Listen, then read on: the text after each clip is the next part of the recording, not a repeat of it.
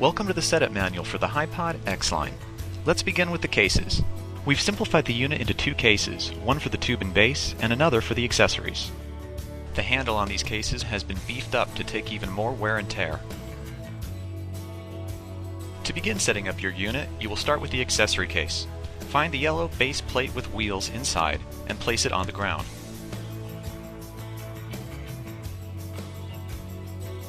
Now you are going to want to retrieve your tube and base case. From inside this case, grab the attached tube and base and place them into the plate on the ground. You will see in the next portion of this video that on the base plate there is a ratchet that must be unlocked to receive the base and tubes. Now that the base has been inserted into the base plate, you will need to lock it into place. Find the ratchet at the bottom and turn it until it becomes tight. You can pop it out to the side to readjust its position, lock it back into place, and turn to secure the ratchet. Now we will begin the leg setup. On arrival, you will find that your HiPod legs are locked into the closed position with the leg locking pin. You will need to remove this pin and move it and the leg to the exterior hole, locking the pin through the leg itself and the bracket. You will not lock the pin either behind the leg or in front of the leg, as this does nothing to secure it before elevation. You will see that these are examples of how not to lock the leg. Again, make sure to lock the leg with the leg pin on the exterior hole so that the pin is going through the leg and the bracket itself. This locks the leg into position.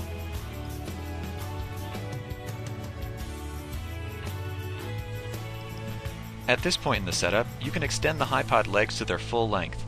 Lock them loosely, as you will most likely need to adjust them in the next step. Check the bubble on the top of the HiPod base to ensure that your legs are set evenly. Adjust the legs to make them level, and check the bubble again. At this point in the setup, your unit should look like this, legs extended and locked into place. Shake the silver ring at the top of the base to confirm that your legs are rock solid. Any movement, readjust and try again. Once the leg is confirmed to be stable and the primary leg lock has been tightened, you can adjust the second leg lock into place. This is a redundant safety lock in case the primary lock ever gives way or slips. Both leg locks must always be used on each leg. Never extend a HiPod tubing system until both leg locks are in place. You can see another view here of what these leg locks look like in their proper positions. Now, on the top of the base, just above the silver ring, you will find another ratchet. It's the same style as the one on the base plate. When it's open, you will be able to swing the tubes left and right. If you close the ratchet like this, it will grab the tubes inside of the base. This holds the tubes in the base while you're extending the tubing. You no longer need a tool to attach the HiPod head to the tubes. Simply find the head in the case and attach it to the top of the tubes. Then tighten it to the tubes with the ratchet you will find directly under the head. This will lock it securely into place. You can see a closer view of this motion here.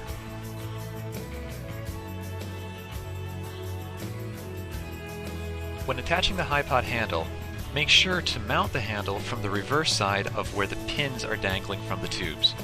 Attach the handle by tightening the screw until it clamps onto the poles and holds by itself. Purchase the X17 or the X23. Your monitor bracket will include an extra Y-shaped piece that acts as a sizer for the tubes so it can fit. If you have the X31, this piece will not be included.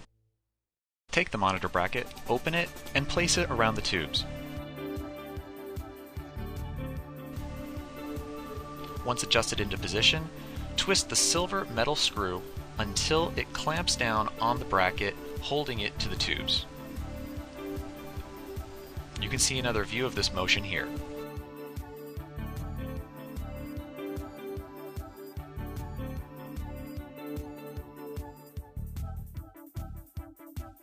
Notice the ratchet on the LCD bracket.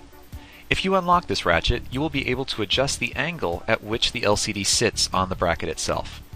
Always make sure to unlock this ratchet before adjusting the angle of the LCD. Now we will attach the head to the handle. On the bottom of the HiPod handle, you will see two nylon cords sticking out with carabiners attached. Pull out one of the nylon cords in one direction and the other in the opposite direction, meaning that in this camera view, one will go left and one will go right. Make sure that the cords are coming out of the bottom of the handle, allowing it to rotate the head. Also, make sure that your ropes are not crisscrossed. Now, on the handle itself, you will find two large silver screws. This first one is what's called the position lock screw. This will maintain the position of the handle wherever it happens to be at the moment when tightened. If you unlock it, the handle will move again. Now the second screw on the handle is found at the bottom. It's right in between where the two black nylon cords come out of the handle. If this screw is unlocked, you will be able to pull the cords out of the handle. If you lock that screw, you will no longer be able to pull these cords out. The purpose for this is when the unit is fully elevated, so that you have the cords locked and they will not slip while moving the handle up and down.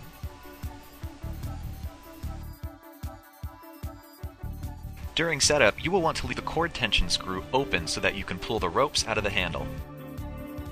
To mount the LCD to the monitor bracket, find the groove in the back of the LCD. Match this up with the tip of the monitor bracket and slide into place. When satisfied, you can tighten the LCD to the bracket by twisting the screw in the back. Now we're going to attach power to the screen. Find the LCD battery, which looks like this. There's Velcro on the back, and just stick it to the back of the screen. There's a power converter cable that goes between the battery and the screen. It looks like this. You're going to plug the round end into the DC port on the screen, and then on the opposite side you'll connect the USB cord to the battery itself. Look for the higher of the voltage out ports on the battery. You can see the same motion from two different angles in this portion of the video. Again, this is for the screen connection, and then on the opposite side to the USB port on the battery. Once connected to power, your screen will either automatically turn on, or you'll see a red power light, which you'll need to click the button to turn on the screen. Now we're going to start connecting the cables for the unit. You'll find a cable bundle which looks like this with parts attached. The remote has a physical strain relief completely around it. At the top of the cables, you'll find a quick release and strain relief plate linked together. This allows you to quickly connect the camera and release it without having to set up the cables every time. Also, you'll see a carabiner that's physically attached to the cables, which you'll use as a strain relief as well. This will connect to a hook which is near the very top of the tubes. These are the three main points that you're going to want to be aware of on these cables, and we'll go into more detail on them in each part of the setup. This again is the strain relief and quick release plate. Notice the lever that you'll need to open and close to allow the camera to snap in and out. The HDMI cable will come out of one side of this plate, and the LANC cable, which controls zoom and record functions, will come out of the opposite side of the plate. I'll show you how to attach that in the following section. Use the threaded hole shown in this image to attach the strain relief plate to the HiPod head. You'll need to put the plate onto the HiPod head with the cables facing the right directions. The HDMI cable will need to be on the left side of the plate, and the LANC cable for zoom and record control will be on the right side. You'll see it has a yellow tag. Also, again, note the lever that will be in the back of the plate. You'll connect with one of the brass screws that's attached to the HiPod head. Typically, you use the groove for the HiPod head that's on the very outside of the head. This is a view of the bottom of the strain relief plate before setup. Note where the holes are being used and how the brass screw is going to connect. Now put the plate with cables on top of the HiPod head and bring the brass screw up and into the threaded hole from the bottom of the HiPod head. This will sandwich it together. There's a secondary screw which you'll then need to bring up after the primary screw has been connected as fully as possible. The secondary screw is what cinches the plate in place so it can't move afterwards. Just be aware there are two sections of this. Now we're going to connect the remote. We've designed a brand new strain relief which encases the remote in place so the cable can't wiggle where it connects to the port on the remote. This will preserve the cable much longer as no wiggle or wobble can damage the port or cable. Notice a brass screw underneath of this strain relief plate, and there's also a small little silver pin at the very top. You can see it again from this perspective. You'll need to line up the silver pin at the top of the hole, and then there's a bottom hole where the brass screw will fit.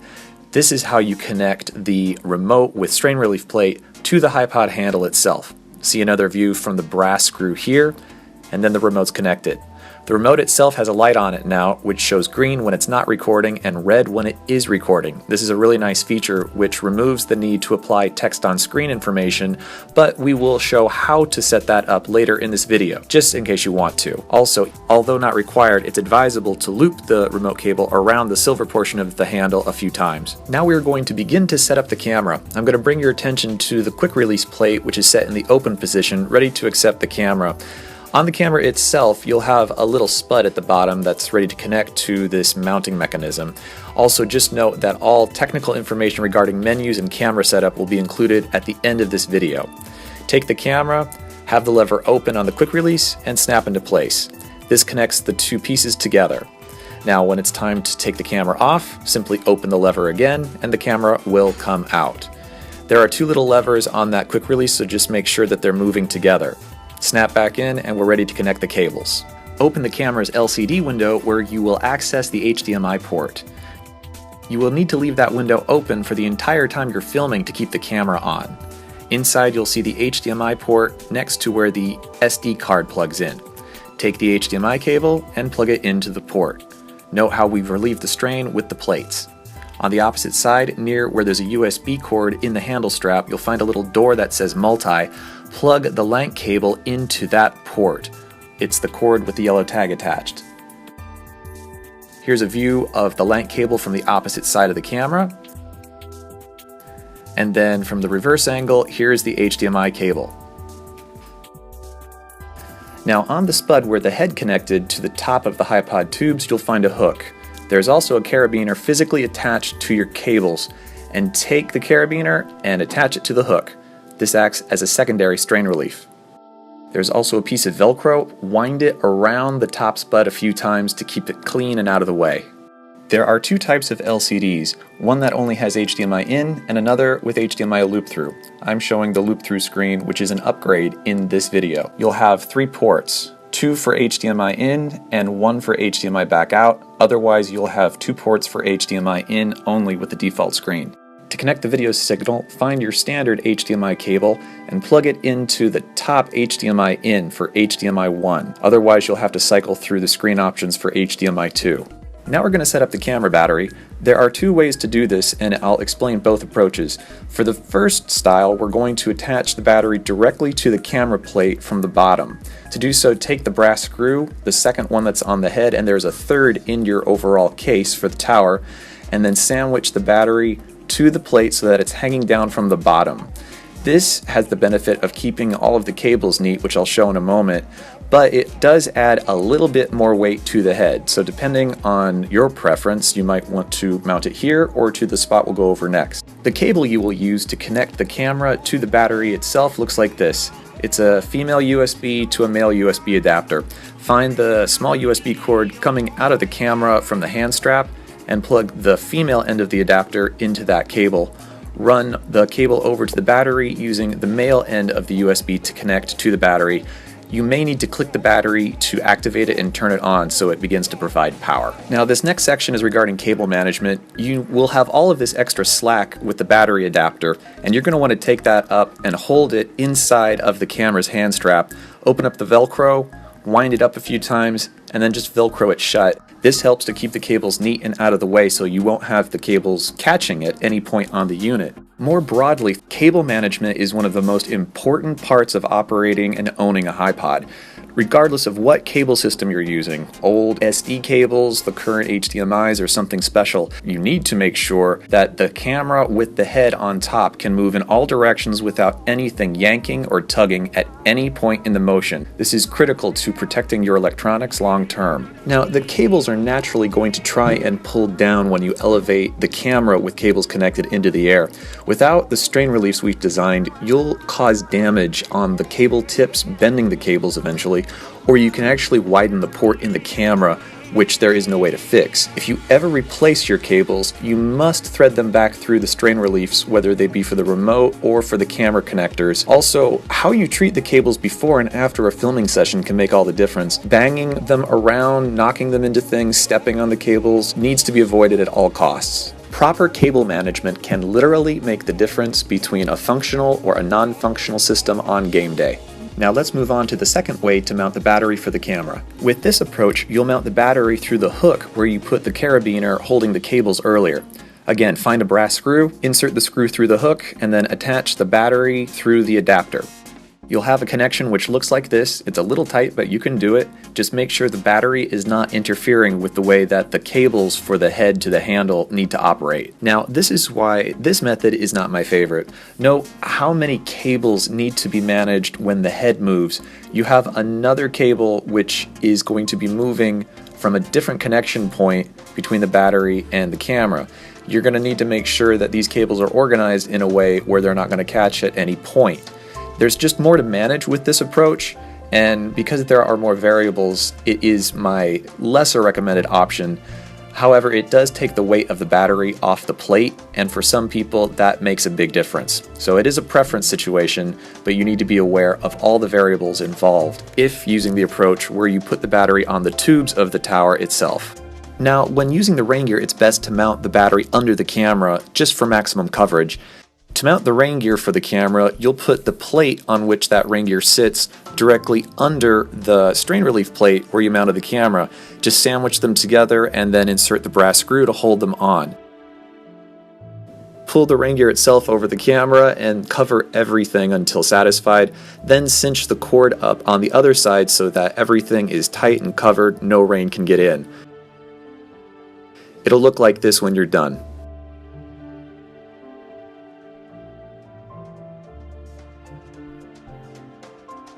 The rain gear for the LCD is fairly self-explanatory. Just cover the screen and that will do the job. Same for the remote. You just mount the rain gear for the remote over the top of the unit and then control from on top with your hand. Now that the tower is set up, I'm going to go over some important things you should know about your camera. Now, if you want the camera's text and record data to show on the LCD while you're recording, follow these steps. From the default screen, hit the menu button and then select Camera Mic in the top middle. It'll bounce you into a scroll window and then look for Scene Selection. Your display will change to look like this. Then on the far right, you'll see an arrow on the bottom. Go ahead and click on that and leave your screen here. You'll see Standby, which turns into Record, and Battery Life. Each time you turn the camera on, you'll need to set this up. Now, to program your camera so it won't auto turn off after a few minutes, you'll do this. Go to Setup, and then scroll down until you see something that either says Power Save or Eco Mode, and then go ahead and click into that, and then turn Power Save or Eco Mode off. It varies based on which model you have. Also, if you see an option which says Demo Mode, you'll want to go into that and turn it off as well. Continuing with camera settings, this is something you're going to need to do at first time setup only. New cameras shipping in 2017 have an automatic dual video record setting activated in the camera. What this does is to record two files of the same clip in two different formats. What that does effectively is to take up twice as much memory in your SD card as it needs to. So to turn this off, this is what you need to do. Go to Menu, and then after that point, click on the top right icon that says Image Quality / Size. Then scroll down to where you find Dual Video Record option and make sure that option is turned off. That will save you this extra file space and allow you to record longer at a time. One final note for those of you who are using the USB power pack style camera battery, to confirm the correct battery is powering your camera, once you have text on screen set up as explained earlier in this manual, look at your screen, and if in the top right hand corner you see a battery icon, either dead or partly charged or anything at all that shows a battery, that means you're drawing power from the small internal battery in the camera. You need to click the external power pack battery on the side once connected for it to take over as the main battery for the camera. Otherwise, if you use the internal battery, that camera will die within 30 to 45 minutes. Once you have clicked the external battery and it is turned on, the battery icon on the LCD will disappear. This is what you want, and it confirms the larger battery is active as the power source for the camera. On the plate of the HiPod head, you will see a leveling bubble. This allows you to make adjustments to ensure that your horizon line will be even when viewing the field. You can adjust as such to keep the bubble in the middle. The unit is set to elevate. The camera should be mounted on the head, all cables attached, LCD on the tubes, legs locked and extended, and plate firmly on the ground. Your HiPod handle and head should be connected via the nylon cords. The X17 is 3 stages, the X23 is 4, and the X31 is 6 stages. Each stage of tubing has a cam lock that secures the tube in place. To elevate your unit, unlock the cam lock, push the tube into the air to your desired height, and lock the cam lock again. This will squeeze the poles together so that they cannot move. You will see a white line on the end of each tube recommending where the placement of the tube should be locked. There are safety pins for the bottom stages of the HiPod tubes. For the X23, there is a single pin for the 4th stage, whereas for the 31, there are 3 for the 4th, 5th, and 6th stages. On the X17, there is no pin as it's not required. Find the hole at the bottom of each HiPod stage, take the pin, and push the pin through the hole. This will prevent the tube from slipping if a cam lock for some reason fails. On each stage of the HiPod tubes, there is a strip of Velcro to keep the cables out of the way. Take the Velcro strip, open it, place the cable inside, and close it again. Beyond keeping the cables neat, it helps to act as a strain relief throughout the unit.